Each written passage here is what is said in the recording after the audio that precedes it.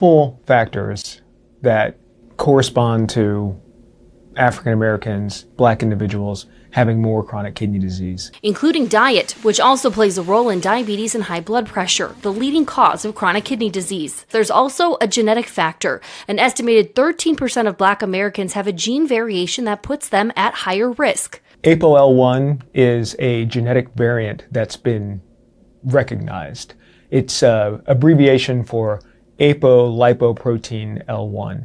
Not everyone who has the gene variation has kidney disease, but the presence makes it more likely. Those socioeconomic factors and hypertension and diabetes make someone with those genetic factors more likely to develop kidney disease as well. That's why awareness can lead to prevention. We can't change our genetics. We certainly can control our blood pressure. We can make a difference with our diabetes control. We can try to eat healthier. We can try to exercise. All things that we know correspond to less diabetes, less hypertension, and because of that, less kidney disease. For the Mayo Clinic News Network, I'm Dee Dee Stephen.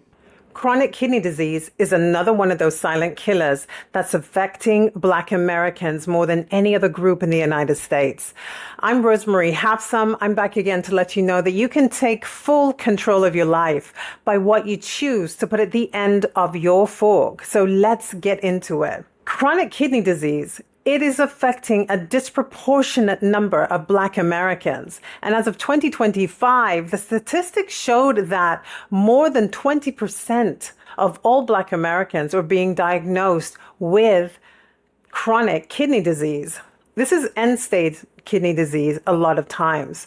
And Black men make up the majority of the people that are being disproportionately affected by chronic kidney disease. So what happened? Why is this affecting Black people in the United States? And what can you do about it? A lot of it has to do with several factors. The number one thing is if you already have a chronic preventable illness like high blood pressure, type 2 diabetes, or high cholesterol, or overweight and obesity, these preventable chronic illnesses can put you at greater risk for chronic kidney disease. The problem is all about blood flow.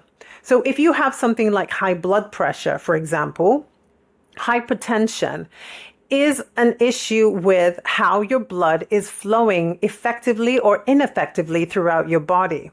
And usually with somebody with high blood pressure, it's due to a buildup of plaque in the arteries where the blood then has a restricted area to flow. There's also the issue of stiffening arteries that again forces the blood through them at a higher rate than normal.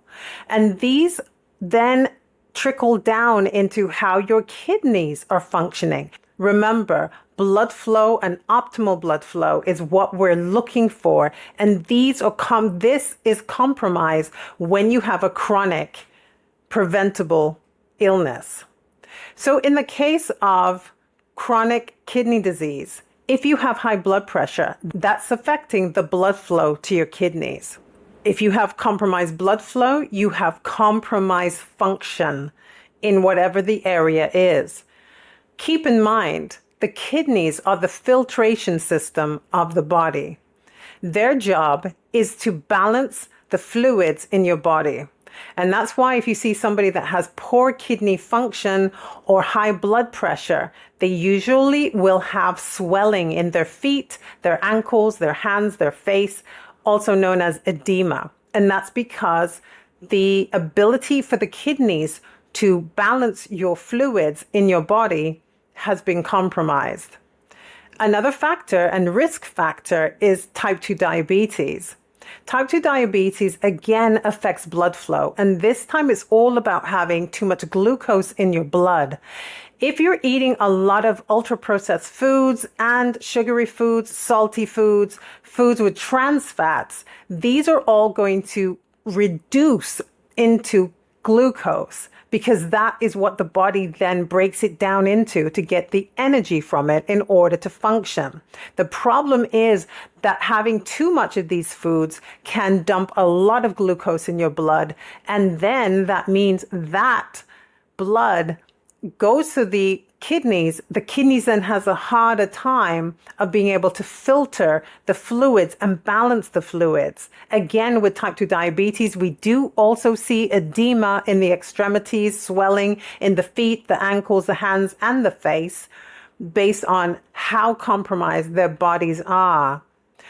If you have overweight and obesity as another chronic preventable illness, then generally speaking, you'll also be affected by type 2 diabetes and hypertension. Now, of course, there are outliers. So not everyone who is overweight and obese is going to have type 2 diabetes and hypertension, but the general school of thought is that you are going to be affected by those two illnesses because they go hand in hand.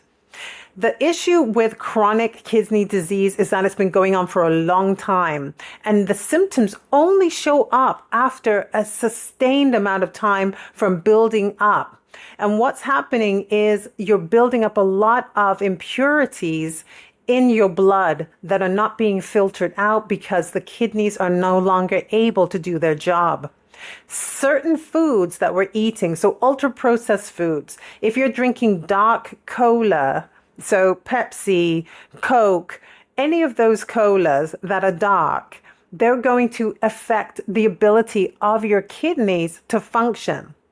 It's going to be a buildup of phosphorus, which is really, really bad for your kidney function. And you're also going to be building up a lot of sugar, which is glucose, which is, again, is affecting the kidney's ability to do their work. Another source of potentially causing chronic kidney disease in food are, you need to look out for extra protein. If you're on a high protein diet, you really have to look at kidney function, and you really have to stay on top of it and get it checked on a regular basis with your primary care physician, because too much protein can harm your kidneys. And if you're at high risk, you need to look at that as a possibility and do everything in your power to avoid that.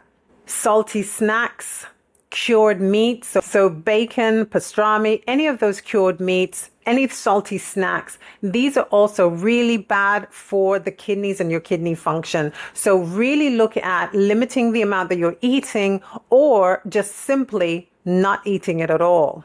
Now, there's also dairy is also another factor for contributing to kidney disease. And a lot of people don't want to hear that. It's true. And unfortunately, there are some factors in dairy food that immediately build up toxins in the kidneys and make it difficult for the kidneys to do their job to filter and balance out your fluids.